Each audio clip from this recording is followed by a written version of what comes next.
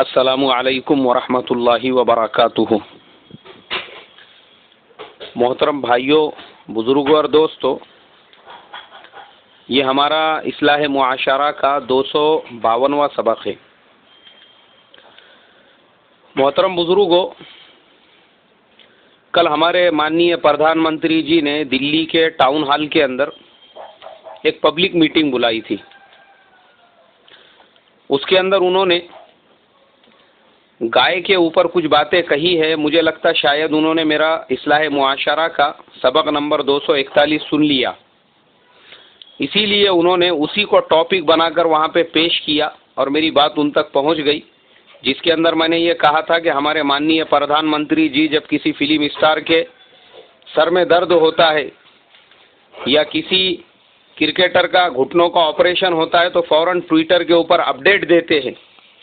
लेकिन पूरे मुल्क में गाय को टॉपिक बनाकर जिस तरीके से गुंडागर्दी हो रही है, दादागिरी हो रही है, दलितों पर अत्याचार हो रहे हैं, मुसलमानों पे जुल्म सितम हो रहा है,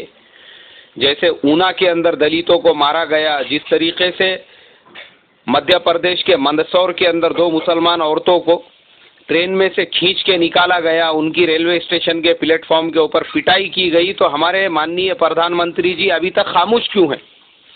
जो इतने ज़्यादा सेंसिटिव है कि क्रिकेटर और फिल्म स्टार के लिए फौरन अपडेट दे देते हैं, लेकिन देश की जो गरीब जनता है उनके ऊपर गाय के नाम पे जो जुल्म सितम हो रहे हैं, तो ये अभी तक इसके ऊपर क्यों बोल नहीं रहे हैं? तो अल्हम्दुलिल्लाह मैं अल्लाह का शुक्र अदा करूंगा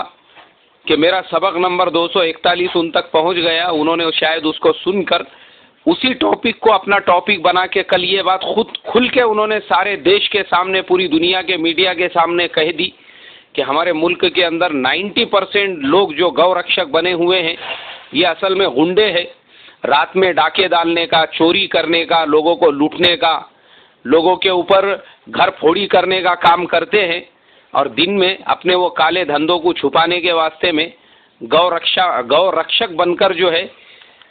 खड़े हो जाते हैं रोडों के ऊपर, हाईवे के ऊपर, रास्तों के ऊपर, और फिर हर आने जाने वाले गाड़ी को रोकते हैं और हर आने जाने वाले गाड़ी वालों से पूछताछ करते हैं जैसे कि वो पुलिस के कोई अधिकारी है और उनको जो है पूरा गवर्नमेंट ने हक दिया हुआ है। और वाकई में भी हमारे प्रधानमंत्री जी ने तजुर्बे की बात कही है कि हमारे मुल्क में जिस तरीके से गायों को टॉपिक बनाकर गाड़ी वालों का जीना मुश्किल हो चुका है, भैंस के धंधे करने वालों का जीना मुश्किल हो चुका है, यहाँ तक कि खुद मैं पिछले साल हमारे माननीय प्रधानमंत्री जी का जो गांव है गुजरात के अंदर, वड़गाम, वहाँ से सिर्फ मेरे ख्याल से 40 किलोमीटर के दूरी के ऊपर होगा, हाईवे के ऊपर मैं सफ़र कर रहा था। मैंने देखा वहाँ पे कि बड़े बड़े जो गौ रक्षक है वो हाईवे को जाम करके हर गाड़ी वाले से 10-10 रुपये वसूल कर रहे हैं। काहे के लिए? तो बोले गौ माता को चारा खिलाने के लिए। अरे बाबा, तुमको अगर गौ माता को चारा ही खिलाना है तो तुम अपने जेब से खिलाओ, अपने घर से खिलाओ। जैसे तुम अपने घर में गरम गरम पराठे खाते हैं, जैसे तुम अपने घर में गरम गरम मलाई और गरम गरम जेली और अपने घर के अंदर सुबह नाश्ते के अंदर बेहतरीन टोस्ट खाते हैं और चाय पीते हैं और अपने बच्चों को जिस तरीके से तुम केयर करते हैं, तो तुम अपनी माँ को भी तो वैसा ही केयर करो ना। तो तुम अपनी माता के लिए भी वैसा अपने घर में इंतज़ाम करो, वहाँ पे लाओ, उसको चारा खिलाओ, उसको पूरन पोली खिलाओ, उसको रोटी खिलाओ, उसको केयर करो। जैसा हमारे प्रधानमंत्री जी ने कहा है कि ये अगर गौ माता के सच्चे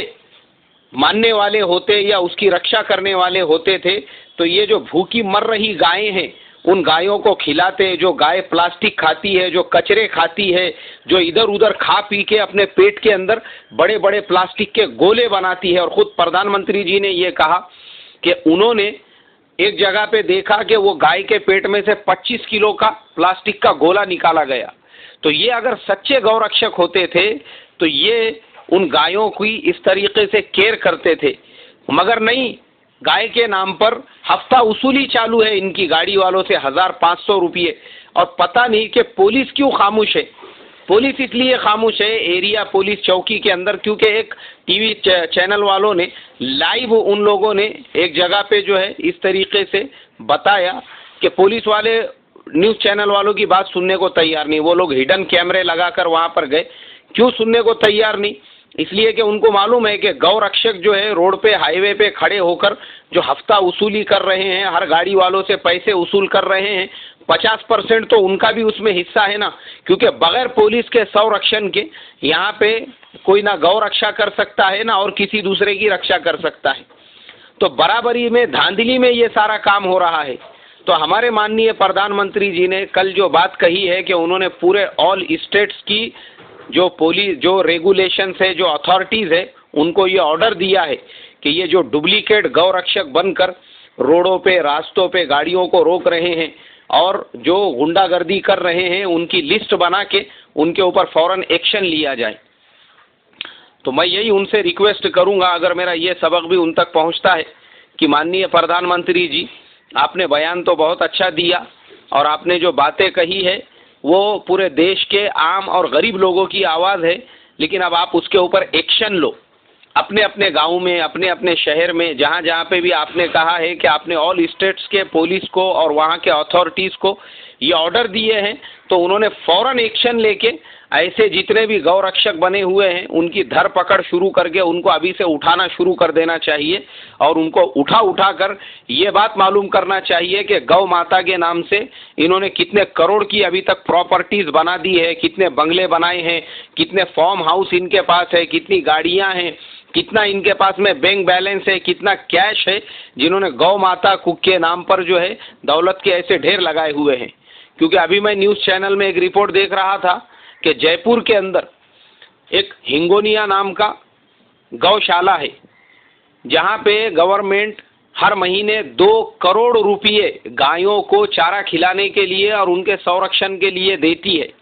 मगर वहां पे गायों का इतना बुरा हाल है कि सिर्फ पिछले 1 महीने में, जुलाई के 1 महीने में 1200 गायें वहां पे मर चुकी है। और इस महीने में 1 अगस्त से लेके तो अभी तक तकरीबन वहां पे रोजाना 60 से 70 गायें मर रही है। इतने का उन्होंने एवरेज निकाला है और ये बताया है, पूरे टीवी चैनलों के ऊपर ये चीज़ बताई गई। उन्होंने वो गौशाला का मुआयना किया जाके, तो गायों का इतना बुरा हाल है कि आधी गौशाला पानी का दलदल बन चुकी है। गायें जो है घुटनों तक उसके अंदर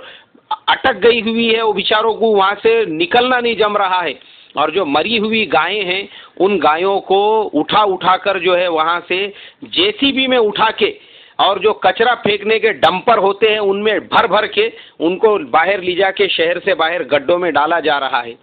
तो मैं अब पूछता हूं कि गौ रक्षक कहाँ हैं? अरे जाओ ना, अब जाके वो गौ माता की हिफाजत करो। जो गौ माता को जेसीबी से उठाया जा रहा है, उसी गौ माता को पूरे सम्मान के साथ में तुम ले जाके वो गौ माता को की हिफाजत करो। तो इसके लिए मेरे मोहतरम बुजुर्गों, ये हमारे पूरे हिंदुस्तान के मुसलमानों के लिए और पूरे मुल्क के लिए बहुत ही बेहतरीन बयान हमारे पीएम साहब की तरफ से आया हुआ है। बस हम अब उनसे यही उम्मीद करते हैं कि वो इसके ऊपर एक्शन कब लेते हैं और ये जो डुप्लीकेट और ये जितने भी ठग गौ रक्षक बने हुए हैं, कब उनकी धरपकड़ शुरू करते हैं और कब उनके ऊपर एक्शन लिया जाता है। अल्लाह तबारक व ताला हम तमाम को अमल की तौफीक अता फरमाए। अस्सलामु अलैकुम व रहमतुल्लाहि व बरकातुहू।